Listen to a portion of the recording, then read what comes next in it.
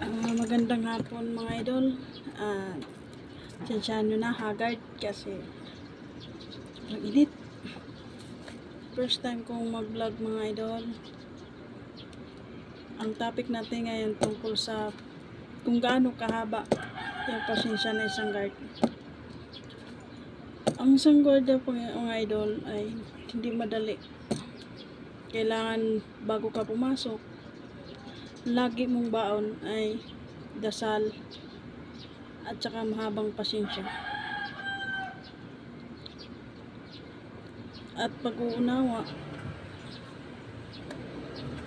at higit sa lahat mapagmatsyag sa ari-arian na iyong binabantayan, kasi hindi natin masabi ang buhay na isang guard ay sa palaran.